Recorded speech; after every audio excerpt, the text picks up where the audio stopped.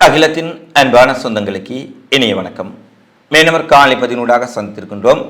காசாவுக்குள் இஸ்ரேலிய அரசுக்கும் ஹமாஸுக்கும் இடையிலான போர் நிறுத்த திட்ட முன்வரைவு ஏற்றுக்கொள்ளப்பட்டதாக அமெரிக்கா தெரிவித்திருந்தார்கள். குறிப்பாக ஐநா பாதுகாப்பு கவுன்சிலில் நிறைவேற்றப்பட்டதன் பின்னர் விரைவில் காசாவில் போர் நிறுத்தம் ஏற்படும் என அமெரிக்கா கூறியிருந்தாலும் இன்றைய தினம் கத்தார் பிரதமரும் அமெரிக்காவினுடைய வெளியுறவுத்துறை செயலாளர் ஆண்டனி பிளிங்டனும் நடத்திய செய்தியாளர் மாநாட்டில் இந்த ஒப்பந்தம் குறித்து பல சந்தேகங்களை வெளியிட்டிருக்கின்றார்கள். அவர்களே கூறி அவர்களே வெளியிட்டிருக்கின்றார்கள்.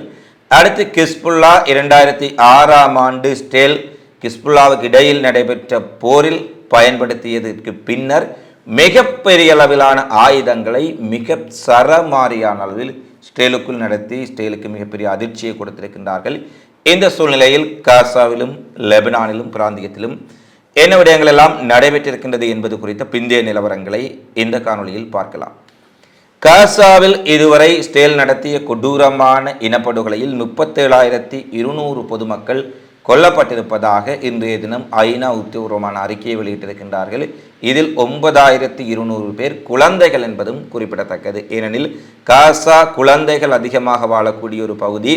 இஸ்ரேலினுடைய கொடூரமான படுகொலையிலே 9,200 குழந்தைகள் கொல்லப்பட்டிருக்கின்றார்கள் என்ற துயரமான செய்தியும் வெளியாக இருக்கின்றது. அதே போல லட்சக்கணக்கான கட்டிடங்கள் இஸ்ரேலிய இராணுவத்தின் தாக்குதலில் தரைமட்டமாக்கப்பட்டிருக்கின்றன. ஏறக்குறைய 1/3 பகுதி காசாவை இஸ்ரேல் தரைமட்டமாக்கி இருக்கின்றார்கள். இது வேண்டுமென்றே இஸ்ரேல் நடத்தி இருக்கக்கூடிய ஒரு போர்க்குற்றம் என அவர்கள் ஒரு செய்தி குறிப்பில் வெளியிட்டிருக்கின்றார்கள்.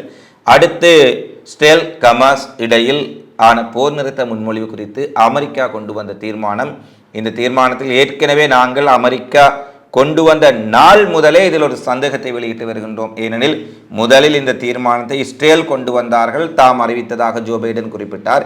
பின்னர் இஸ்ரேல் ஏற்றுக்கொண்டிருக்கின்றார்கள், ஹமாஸ் ஏற்றுக்கொண்டால் சரி என்று குறிப்பிட்டார்கள். பின்னர் இஸ்ரேலுடனும் ஹமாஸுடனும் பேச்சுவார்த்தை நடத்தி கொண்டிருக்கின்றோம் என குறிப்பிட்டார்கள். இவ்வாறு முன்னுக்கு பின் முரணான தகவல்களை அமெரிக்கா வெளியிட்டு தன்னுடைய சொந்த அரசியலுக்காக பாலஸ்தீன யுத்தத்தையும் பாலஸ்தீன மக்களினுடைய இந்த படுகொலையில் கூட ஜோ பைடனுடைய நிர்வாகம் அரசியல் செய்கின்றார்கள் என்பதை நாங்கள் தொடர்ச்சியாக வலியுறுத்தி வருகின்றோம். இந்த நிலையில்தான் இன்று அமெரிக்காவினுடைய வெளியுறவுத்துறை செயலாளர் ஆண்டனி பிளிங்டனும் கத்தாரினுடைய பிரதமர் வெளிவிவகாரத்துறை அமைச்சர் அமீரும் ஒரு கூட்டாக செய்தியாளர்களை சந்தித்திருக்கின்றார்கள். நேற்று தினம் ஜோர்டானில் சந்திப்பை நடக்கிய பின்னர் கத்தாருடைய தலைநகர் டோஹாவில் இன்றைய தினம் ஒரு சந்திப்பு நடைபெற்றது. இதில் இந்த போர் நிறுத்த திட்ட முன்வரைவு குறித்து பேசியதாக தெரிவிக்கப்பட்ட பின்னர் 2 பேரும் இணைந்து, கத்தாருடைய தரப்பும் அமெரிக்க தரப்பும் இணைந்து பத்திரிகையாளர்களை சந்திக்கும் போது பிளிங்டன் கூறுகின்றார், பேச்சுவார்த்தைகள் நடைபெற்று கொண்டிருக்கின்றது, ஆனால் போர் நிறுத்த ஒப்பந்தம் உடனடியாக அமுலுக்கு வருமா என்பதற்கு எந்த விதமான உத்தரவாதமும் இல்லை என பிளிங்டன் கூறுகின்றார். நேற்றைய தினம் ஜோ பைடனுடைய வெள்ளை மாளிகை குறிப்பிடுகின்றார்கள், போர் நிறுத்த திட்ட முன்வரைவை நாங்கள் பாதுகாப்பு கவுன்சிலில் நிறைவேற்றி இருக்கின்றோம், உடனடியாக காசாவில் அமைதி திரும்ப போகின்றது, அமெரிக்காவின் திட்டத்தை அனைவரும் வரவேற்றுள்ளார்கள் என்று ஜோ பைடன் குறிப்பிடுகின்றார். இன்று அதே அமெரிக்காவின் வெளியுறவுத்துறை செயலாளர் குறிப்பிட்டார், இந்த முன்மொழிவை 2 தரப்பும் உத்தரவாதமாக ஏற்றுக்கொண்டார்கள் என்று சொல்ல முடியாது. குறிப்பாக ஹமாஸ் இதில் பல மாற்றங்களை செய்ய வேண்டும் என கோரியிருக்கின்றார்கள். ஏற்கனவே ஹமாஸ் தெளிவாக குறிப்பிட்டு விட்டார்கள், ஆக்கிரமிக்கப்பட்ட அத்தனை பகுதிகளிலிருந்தும் இஸ்ரேலிய ஆக்கிரமிப்பு இராணுவம் வெளியேற வேண்டும். காசா முன்னால் எப்போது இருந்ததோ, இந்த யுத்தம் ஆரம்பிப்பதற்கு முன்னர் எப்படி இருந்ததோ அதே போன்று அந்த மக்கள் மீள குடியமர்வதற்கு ஏற்ற வகையில் காசா இருக்க வேண்டும். காசாவில் இருக்கக்கூடிய ஆக்கிரமிப்பு படைகளின் அத்தனை பிரிவுகளும் அத்தனை போர் டேங்கிகளும் போர்க்கருவிகளும் அகற்றப்பட வேண்டும் என்பது பிரதான கோரிக்கையாக இருக்கின்றது.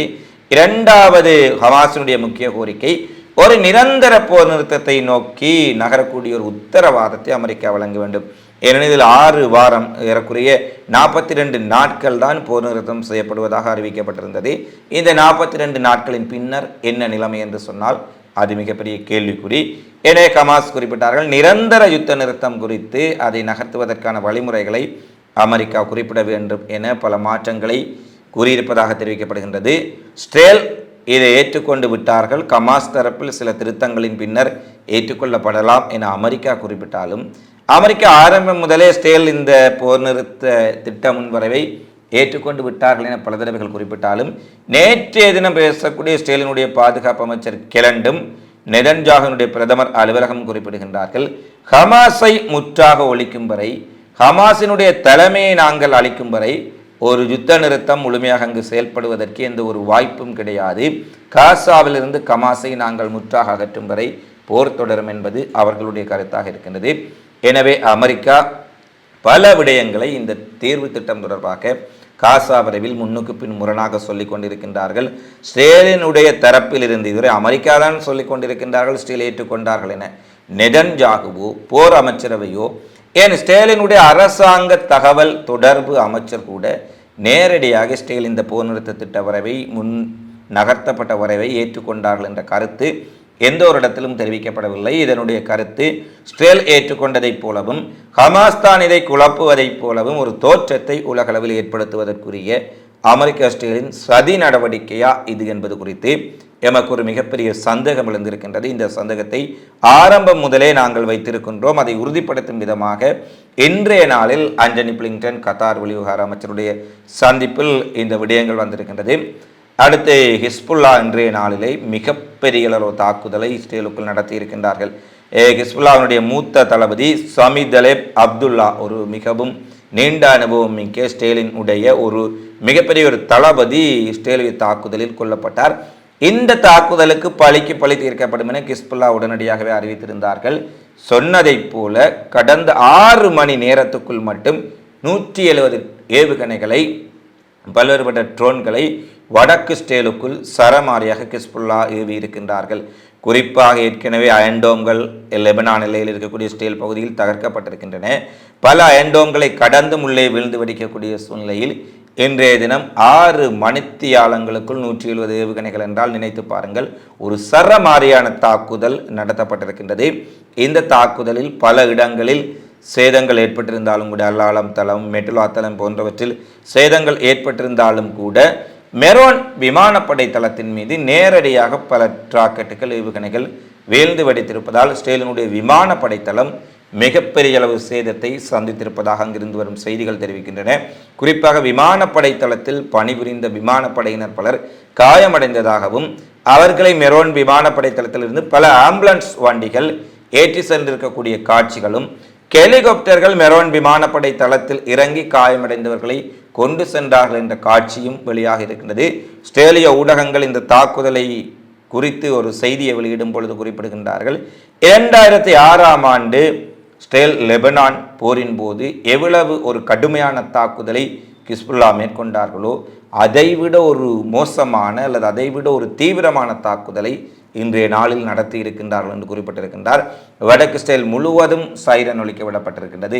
ரெட் அலர்ட், சிவப்பு எச்சரிக்கை அங்கே விடுக்கப்பட்டு குறிப்பாக அங்கே இருக்கக்கூடிய மக்கள் மிக பெரும் அச்ச நிலைக்கு கொண்டு செல்லப்பட்டிருந்தார்கள். மெரோன் விமானப்படை தளம் மட்டுமல்ல, குறிப்பாக வழிகாட்டப்பட்ட ஏவுகணைகள் மூலம் சாஸ் குடியேற்றத்தில் இருக்கக்கூடிய பிளாசன் என்று சொல்லக்கூடிய இராணுவத்திற்கு கவச வாகனங்கள், டேங்கிகள், ஆயுதங்கள் மற்றும் இராணுவ சாதனங்களை உற்பத்தி செய்யக்கூடிய ஒரு தொழிற்சாலை மீதும் ஏவுகணைகள் வீழ்ந்து வெடித்ததில் இராணுவ ஆயுதங்கள் தயாரிக்கக்கூடிய தொழிற்சாலை மிகப்பெரிய சேதம் ஏற்பட்டதாகவும், குறிப்பாக இந்த அங்கே தயாரிப்பு நடவடிக்கையில் செய்யப்பட்டிருந்தக்கூடிய டேங்கிகள், கவச வாகனங்களுடைய உதிரி பாகங்கள் கூட மிகப்பெரிய அளவில் சேதத்துக்குள்ளாதான செய்திகள் வெளியாக இருக்கின்றன. ஒரே நேரத்தில் விமானப்படை தளம் மீது தாக்குதல், இராணுவ தொழிற்சாலை மீது தாக்குதல், இஸ்ரேலிய டேங்கிகள், கவச வாகனம் மீது தாக்குதல் என வடக்கு இஸ்ரேல் முழுவதையும் இன்று அலற விட்டிருக்கின்றார்கள். ஹிஸ்புல்லா என்று சொன்னால் அது நிச்சயமாக மிகையாகாது. ஏனெனில் அவ்வளவு பெரிய ஒரு தாக்குதல்,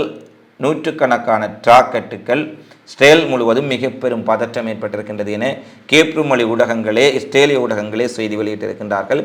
அடுத்து இதே நேரத்தில் தெற்கு லெபனானில் ஒரு இஸ்ரேலிய ஆளில்லா விமானத்தையும் ஹிஸ்புல்லா சுட்டு வீழ்த்தி இருக்கின்றார்கள் என்ற விடயத்தை ஹிஸ்புல்லாவும் உறுதிப்படுத்தி இருக்கின்றார்கள். இஸ்ரேலிய ஊடகங்களும் உறுதிப்படுத்தி இருக்கின்றார்கள்.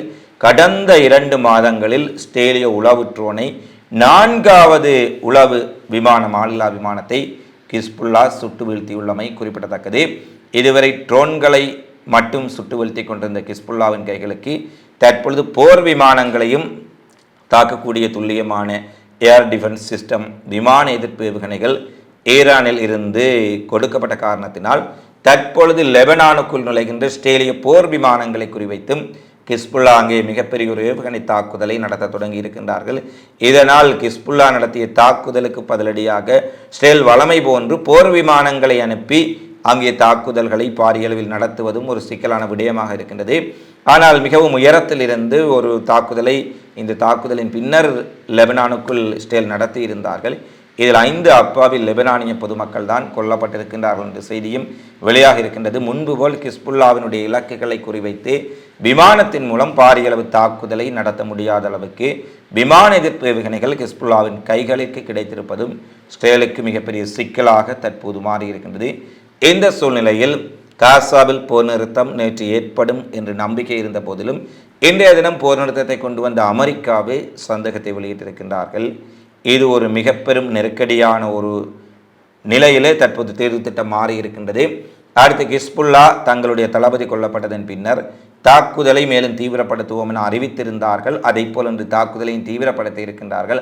அடுத்து வரும் நாட்களில் லெபனான் இஸ்ரேல் எல்லையில் தாக்குதல் இன்னும் தீவிரப்படுத்தப்படலாம் என்று எதிர்பார்க்கப்படும் சூழ்நிலையில் இஸ்ரேலுக்கும் கிஸ்புல்லாவுக்கும் இடையில் ஒரு முழு அளவிலான போர் வெடிக்குமா என்பதுதான் தற்பொழுது மிகப்பெரிய கேள்வியாக இருக்கின்றது. இந்த கேள்விக்கான பதில்களை தொடர்ச்சியாக தேடுவோம். இந்த காணொலி பதிவு தொடர்பிலான உங்களது மதிப்பான கருத்துக்களை தவறாமல் கொமெண்ட்ஸில் பதிவிடுங்கள் என கேட்டுக்கொண்டு மேலும் ஒரு காணொலி பதிவில் உங்களை சந்திக்கும் வரை உங்களிடமிருந்து விடைபெறும் நான் உங்கள் அன்பின் சந்துரு. வணக்கம்.